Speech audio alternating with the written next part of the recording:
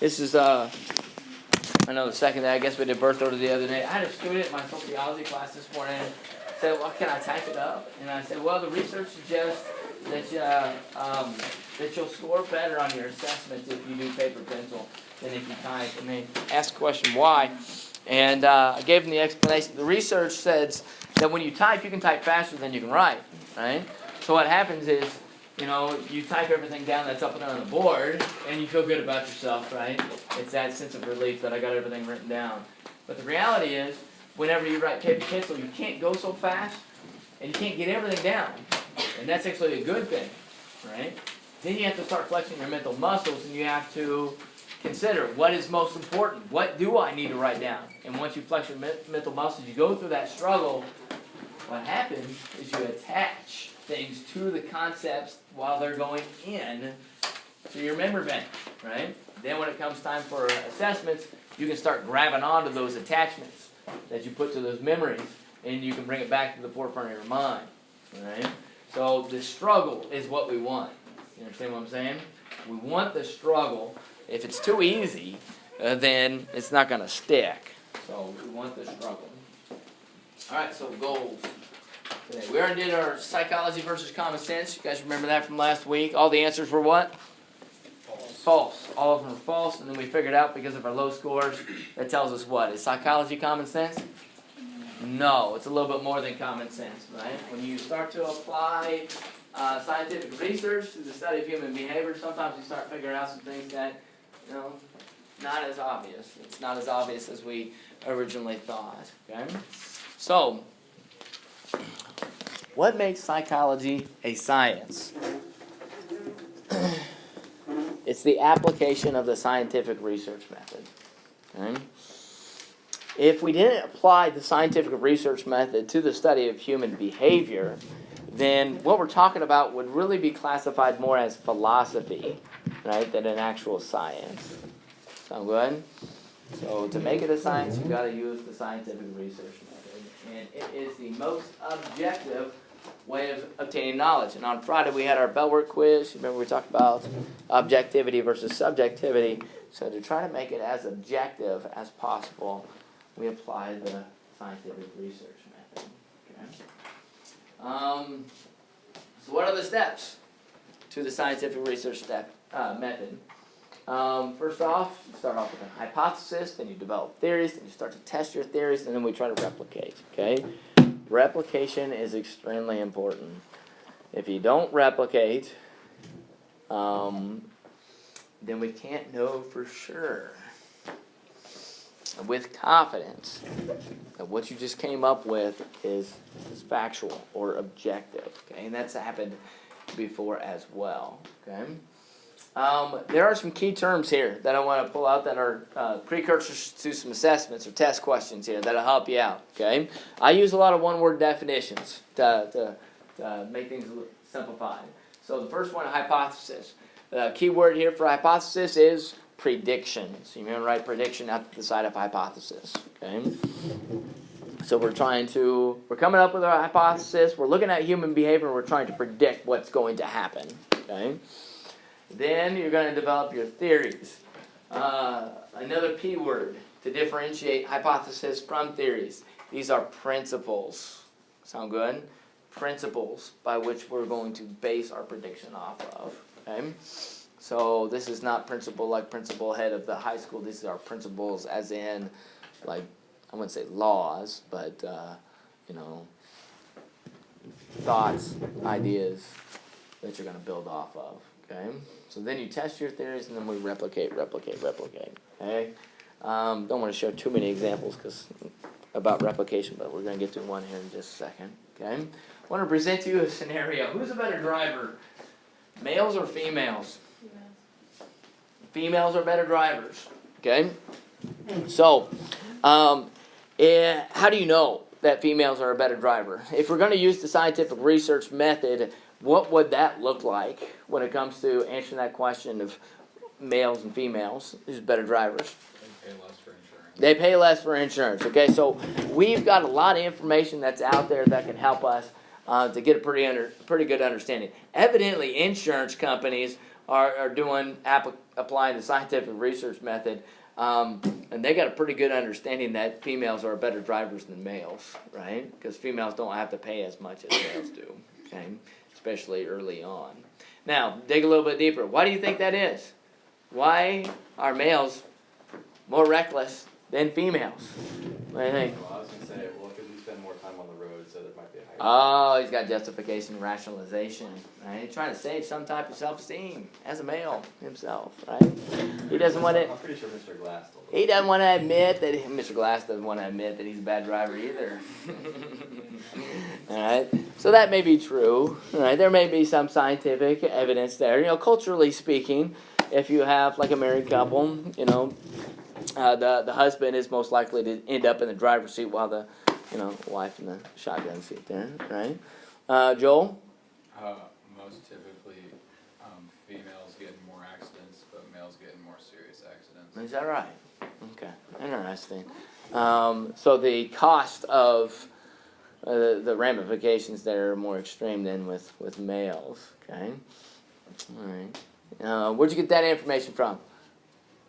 Mr. Glass as well? No, Mr. Wiegand. Mr. Wiegand? Which Mr. Wiegand? His insurance. Oh, okay. Is he your insurance provider? No, I don't think so. Okay. Yeah. Okay. It's like Gabe and Asher. Okay, all right. They're Dad. Right. Miss Walder. Males take more risks. Males have a tendency, that's what I was trying to get at, right? Males take more risks, they're more aggressive than females. It's really an aspect of, a lot of times, biology, right?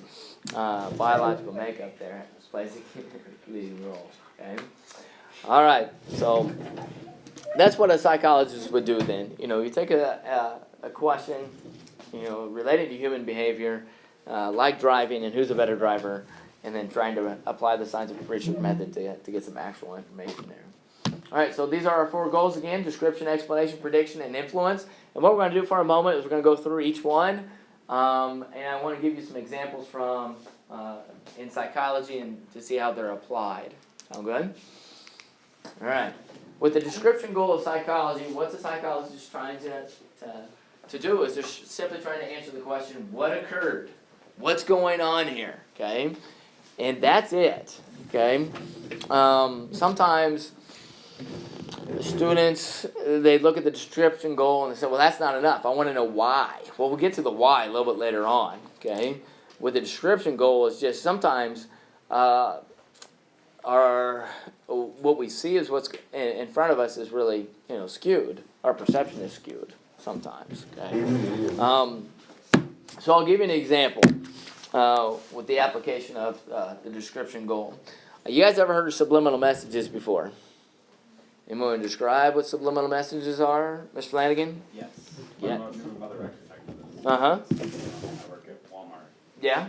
The king of subliminal messages. Okay. But we were talking about, the Ram logo. Yeah. Apparently, it looks like a woman's body. Interesting. I'm gonna. Okay. All right. So, so they're saying that they're using the logo to hit at aspects of masculinity to attract men to purchase their vehicle. Yeah. Okay. So that's the idea of subliminal message in that context. Okay. What I want you to think about with subliminal messages is the idea that we get exposed to a stimulus and it happens so fast, or it's so subtle in this particular case, that it doesn't register in our conscious mind. It registers in our unconscious mind, but not our conscious mind.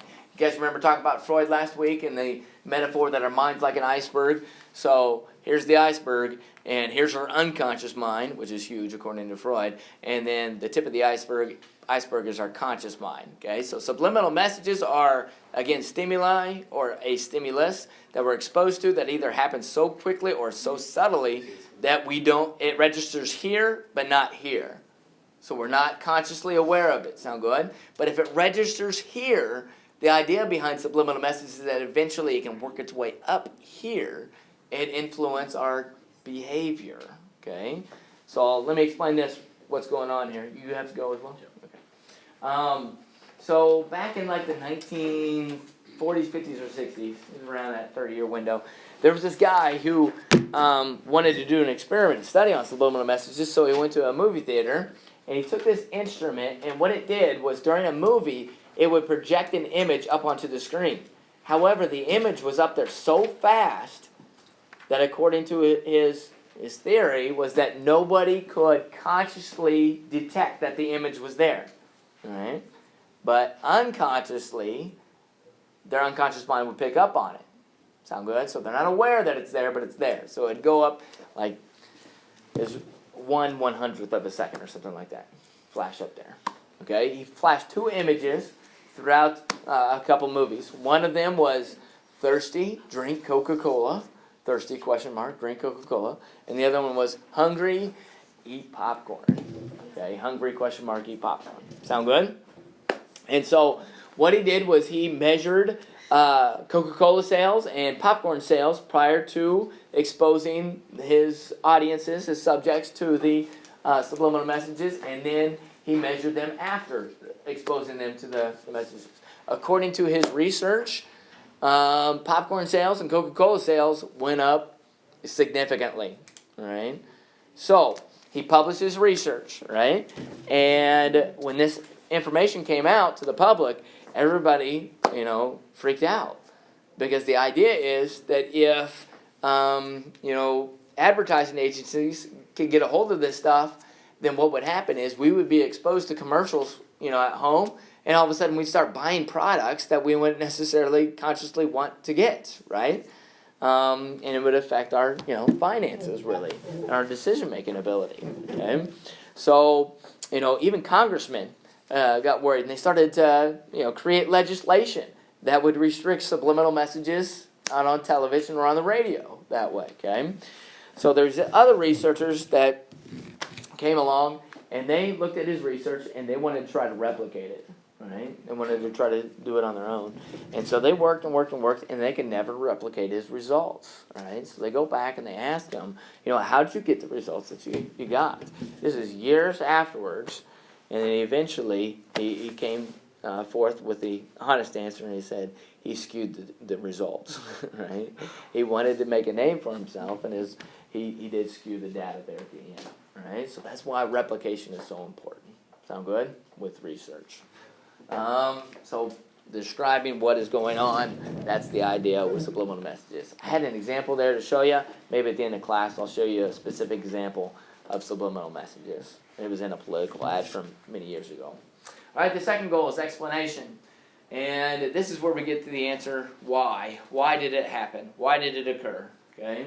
And so that's why we got to this is where we get our theorizing. So we can go back to, our scenario where males and females, which one's the better driver? Why are females better drivers than males? This part of the brain is called your amygdala. In this particular case, I really want you to think about not males and females, but why are young people, why is your insurance rate so much higher than my insurance rates? Right? Reuben? Because our brains Exactly, right? So there's a part of your brain that makes rational decisions. It's right behind your skull. It's a part of your frontal lobe called your prefrontal cortex. Now, at your time in life, your brain is not fully matured yet, okay? So it's not fully grown, right?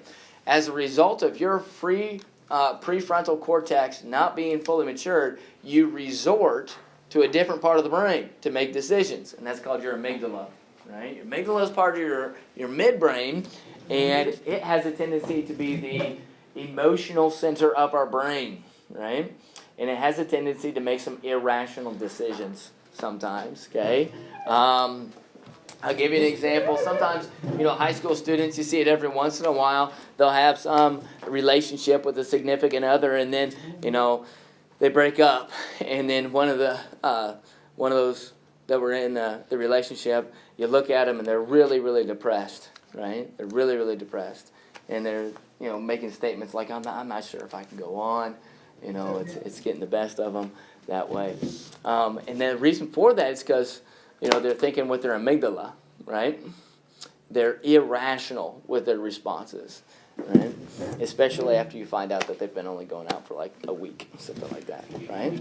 In that particular scenario. Young people have a tendency to be irrational. And the reason why, it's this. You're thinking with your amygdala rather than your prefrontal cortex. You know, and that's one reason why you have so many conflicts with your parents. Your parents are thinking with your prefrontal cortex. They know the larger picture. They know the ramifications and consequences of your decisions and your, behavior. And you don't. You are thinking, narrow-mindedly with your amygdala instead. Okay? The prediction goal of psychology. You try to identify the conditions and then create a hypothesis and try to anticipate what is going on, okay? What is going to happen later on. So, for example, you guys ever heard of the gifted program stuff? Right? Did you guys have the gifted program when you guys were in elementary school? No? Okay. When I was growing up, they had a gifted program. What the gifted program would be was teachers would nominate students to be a part of it. So if you showed exceptional ability in the classroom, then what they'd do is they'd pull you out for extra activities, get you involved with extra educational opportunities is what they would do, okay? Because essentially what they're doing is they are anticipating and predicting greater things for you in comparison to your peers later on down the road, okay? A lot of that comes as a result of certain types of testing. Last one, last goal is the influence goal of psychology. This is where you try to prevent and change different types of conditions. So it goes along with the prediction goal. You got different types of training programs to try to better people's lives. So this is where you get a lot of application with psychology. I'm big into sports psychology. A lot of sports psychology would fall underneath the influence goal of psychology, trying to improve one's ability. Sound good? In this particular case, it's a training program to try to get them to be better drivers. There's two types of research altogether. You have basic research and applied research. This is simply where, if you have basic research, you're just trying to gain as much knowledge as you can about a particular topic. So I usually use Alzheimer's research as an example here. If you are doing basic research concerning Alzheimer's, the only thing that you're doing is trying to study Alzheimer's in and of itself and trying to figure out what it is. That's it. Right? You're becoming an expert on Alzheimer's disease. Sound good? If you're doing applied research with Alzheimer's disease, what you're doing is you're taking that basic research results and you're trying to do something with it. Right? You're trying to make people's lives better. Whether that would be some type of therapy program or would that be some type of development of some type of pharmaceutical to improve people's lives. So you may want to write this up to the side. Applied research goes along well with the influence goal of psychology. The influence goal of psychology. Okay? We're going to talk about this stuff at the beginning of class tomorrow, how to think like a psychologist. Sound good? So we'll stop there. I'm going to show you a video on marshmallow stuff tomorrow as well. Marshmallows. Any questions before we finish up? Make sure you familiarize yourself with the 4 goals. Yes, sir. And again, you turn those into the main office. Yeah, everybody got that with the ICC dual credit handouts that I got you? The text, if you would, just put them back here in the middle of the room. That would be great. Appreciate your attention this afternoon, guys. You guys have a good rest of the day.